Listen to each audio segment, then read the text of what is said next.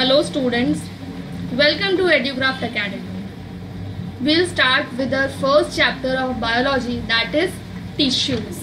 We'll start with tissues, ठीक है. लेकिन उससे पहले कुछ वर्ड समझते हैं. Biology. The word biology is made of two words, that is bio and logy. The word bio, it means life, and the word logy, it means study. It means that biology is the study of life forms. ठीक है. Biology is the science or study of life forms. ठीक है. तो देखो, life forms यानी living being. तो कैसे हम किसी चीज़ को कहेंगे कि it is living and it is this thing is living and this thing is non living. ठीक है. तो कुछ कैरेक्टरिस्टिक्स होंगी जो सिर्फ लिविंग बींग्स परफॉर्म करेंगे. तो हम उन कैरेक्टरिस्टिक्स को देख कर कह देंगे कि अच्छा ये कैरेक्टरिस्टिक्स हैं इसमें, इसका मतलब ये लिविंग है, और ये कैरेक्टरिस्टिक्स नहीं है, इसका मतलब ये नॉन लिविंग थिंग्स है. ठीक है. तो हम क्या स्टडी करने वाले हैं आज? यही हम स्टडी करेंगे, कैरेक्टरिस्टिक्स ऑफ लिविंग बीइंग. ठीक है. कैरेक्टरिस्टिक्स, हम वो कैरेक्टरिस्टिक्स स्टडी करेंगे जो लिविंग बींग्स परफॉर्म करते हैं और नॉन लिविंग बींग्स परफॉर्म नहीं करते हैं. ठीक है. तो सबसे पहले हमने बायो वर्ड का मतलब समझा, study of life forms. Now there are two branches of biology, they are botany and zoology. ठीक है. Botany and zoology. Now who is father of biology? Father of biology is Aristotle. Aristotle is father of biology. Who is father of botany? Theophrastus is father of botany. Zoology. Who is father of zoology? Aristotle is father of zoology. ठीक है. Now what is botany and what is zoology? Botany is the branch of biology which deals with the study of plants, and zoology is the branch of biology which deals with the study of animals. ठीक है. ये fathers, ये most important thing है जो हमें biology start करने से पहले भी हमें पता होना चाहिए. ठीक है. Botany, zoology, father of biology. चलो अब हम स्टार्ट करते हैं characteristics of living being.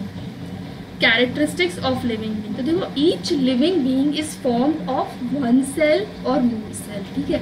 Living being यानी सभी लिविंग बींग्स में या तो वन सेल प्रेजेंट होगा या मोर सेल्स प्रेजेंट होंगे. अब एक बात समझो, दो वर्ड्स हैं, यूनिसेल्यूलर एंड मल्टी सेल्यूलर. ठीक है. दो वर्ड्स हैं, unicellular and multi cellular. Unicellular का मतलब इट इज फॉर्म, ये वन सेल, अगर वन सेल प्रेजेंट है तो वो यूनिसेल्यूलर है, और अगर more than one cell present है तो वो मल्टी सेल्यूलर है. समझ आ गया आपको? यानी टाइप्स ऑफ ऑर्गेनिजम्स क्या है? Two types.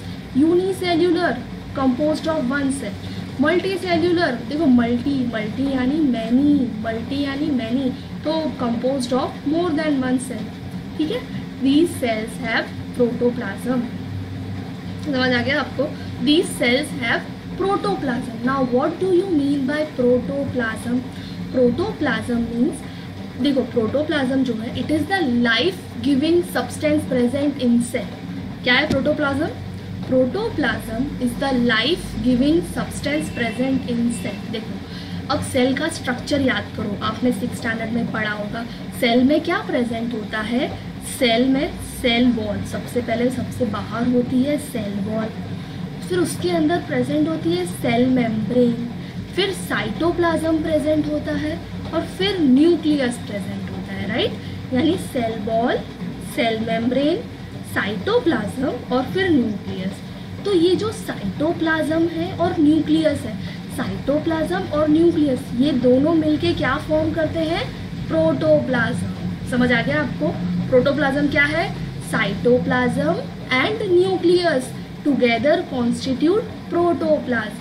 This protoplasm is the life-giving substance present in cell. ठीक है. समझ आ गया आपको? Cells have protoplasm. Each living being is formed of one cell, that is unicellular, or more cell, that is multicellular. ठीक है. A living being has multiple of organization, multiple level of organization. A living being has multiple level of organization. Each level has its own properties. देखो, सभी living beings में क्या है, काफ़ी सारे levels हैं ऑर्गेनाइजेशन के. ये आपने पढ़ा भी ही होगा शायद कि लेवल्स ऑफ ऑर्गेनाइजेशन। देखो हमारे चैप्टर का नाम क्या है, टिश्यू, राइट, हमारे चैप्टर का नाम है टिश्यू। आप बताइए टिश्यूज बनते कैसे हैं, तो सेल्स से बनते हैं। देखो सबसे पहले होता है cell. A cell is the basic unit of life, ठीक है। सबसे पहली चीज़, तो सबसे पहले क्या है, cell. Cell is the basic unit of life. Human body किस चीज़ की बनी है, सेल्स की बनी है ना। और क्योंकि each and every cell is capable of performing essential functions of life, ठीक है। बॉडी का हर सेल काफ़ी सारे functions, essential important functions carry out करते हैं, इसलिए हम सेल को structural and functional unit of body भी कहते हैं। Cell is the structural and functional unit of living organism, ठीक है। Cell is structural and functional unit, it is the basic unit, ठीक है सेल। अभी देखो सेल्स कंबाइन होके टिश्यूज फॉर्म करते हैं, ठीक है। टिश्यूज क्या होता है, tissues are formed of a group of cells having same origin and performing similar functions। देखो cells जिनकी origin same हो, मतलब same origin है और वो सारे cells same function perform कर रहे हैं, they perform similar function, ठीक है। a group of cells, देखो सबसे पहले तो cell, ठीक है, उसके बाद टिश्यूज। तो टिश्यूज क्या है, ये जो सेल्स है, group of cells having similar origin and performing similar function form tissues, ठीक है। फिर जो टिश्यूज होते हैं, टिश्यूज कंबाइन होके फॉर्म करते हैं ऑर्गन्स कंबाइन होके फॉर्म करते हैं। देखो ऑर्गन्स यानी लंग्स, लीवर, हार्ट, ये सब क्या है हमारे ऑर्गन्स कंबाइन होके फॉर्म करते हैं ऑर्गन सिस्टम, और ये ऑर्गन सिस्टम मिलके बन जाते हैं ऑर्गेनिज्म। आपको समझ आ रहा है लेवल ऑफ ऑर्गेनाइजेशन, क्यों, क्योंकि ऑर्गेनिज्म फॉर्म हो रहा है ना। कैसे फॉर्म हुआ organism, cells group of cells similar origin similar function form group performing similar functions form tissues, and tissues form group tissue के group, it will form organ will form organ system, then organism is form. ये क्या है, levels of organisation है ना। A living being has multiple levels of organization। आपको organization समझ आया कि cells, tissues, organ system, organism, इसके आगे भी होते हैं, ठीक है, इसके आगे भी हैं, इसे ऑर्गेनिजम्स हैं। तो सारे ऑर्गेनिजम्स मिलके क्या फॉर्म करेंगे, population, community, then ecosystem, then biosphere. हम ये एक एक करके चैप्टर में आगे स्टडी करेंगे, ठीक है। अभी आपको ऑर्गेनाइजेशन का मतलब समझ में आया, ठीक है, आई होप आप समझ गए होंगे। चलो next is living organisms increase in size by addition of materials inside the body, that is growth, ठीक है। देखो growth, living beings have growth, living beings grow. कोई भी नॉन लिविंग बींग ग्रो करती है नहीं, लेकिन लिविंग बींग्स होते हैं वो कैसे, वो ग्रो करते हैं। पहले आप 6th स्टैंडर्ड में थे, अब आप 7th स्टैंडर्ड में आए, नेक्स्ट ईयर आप 8th स्टैंडर्ड में जाएंगे, फिर 12th में जाएंगे, राइट। तो ये क्या है, धीरे धीरे आप 12th में जाएंगे, ये क्या है, दिस इज ग्रोथ, है ना। ग्रोथ क्या होता है, growth is an increase in size, growth क्या है, growth is increase in size and number of cells, है ना। तो देखो, और ग्रोथ किस तरीके से हो रही है, by addition of materials inside the body. जैसे ह्यूमन बॉडी है तो सेल्स इंक्रीज कहाँ हो रहे हैं, सेल्स हमारी बॉडी के बाहर इंक्रीज हो रहे हैं, हमारी स्किन के बाहर सेल्स इंक्रीज हो रहे हैं, नहीं, अंदर बॉडी के अंदर इंक्रीज हो रहे हैं सेल्स, है ना। और उसी से ग्रोथ हो रही है, increase in size and number of cell. What is growth, growth is an increase in size and number of cells, है ना। तो ये, और ये किस में होता है, सिर्फ लिविंग ऑर्गेनिजम्स में होता है। Growth is an increase in size and number of cell. और ये कैसे हो रहा है, increase in size by addition of material inside the body, ठीक है, this is growth। next is consciousness and responding to external stimuli is a defining property of living organism, ठीक है। consciousness and responding to, देखो consciousness यानी conscious, यानी aware of the surrounding, है ना, aware, देखो जैसे ह्यूमन बींग्स हैं, we are aware of our surrounding, हमें पता होता है कि हमारी सराउंडिंग में क्या हो रहा है, that is consciousness. And responding to external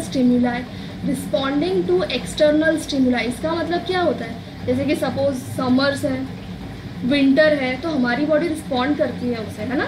जैसे कि फिर अगर किसी हॉट ऑब्जेक्ट को टच कर लिया, सपोज कि बाय मिस्टेक किसी हॉट ऑब्जेक्ट को टच कर लिया, तो तो किस तरीके से हमारी बॉडी रिस्पॉन्ड करेगी उस हॉट ऑब्जेक्ट के लिए, और हैंड को रिमूव कर देंगे, है ना, हैंड रिमूव हो जाएगा, राइट. हम हाथ पीछे ले लेंगे अगर हॉट ऑब्जेक्ट को हमने टच कर दिया. तो this is responding to external stimuli. समझ रहे हैं ना आपको कि हीट, कोल्ड, हमारी बॉडी कैसे रिस्पॉन्ड करती है ना. लिविंग ऑर्गेनिजम्स रिस्पॉन्ड करते हैं स्टिमुलाई को, राइट. और they have the property of consciousness, they are conscious of their surrounding, they are aware of their surrounding, ठीक है. और ये भी सिर्फ लिविंग ऑर्गेनिजम्स में होता है, नॉन लिविंग ऑर्गेनिजम्स रिस्पॉन्ड करेंगे नहीं, ठीक है. Living beings show movement of there part, ठीक है. जैसे hands, feet, living beings can move their hand, feet, है ना.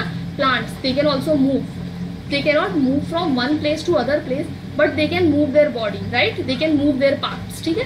तो ये भी सिर्फ लिविंग बींग्स में ही होता है. Living beings show movement of their parts, ठीक है.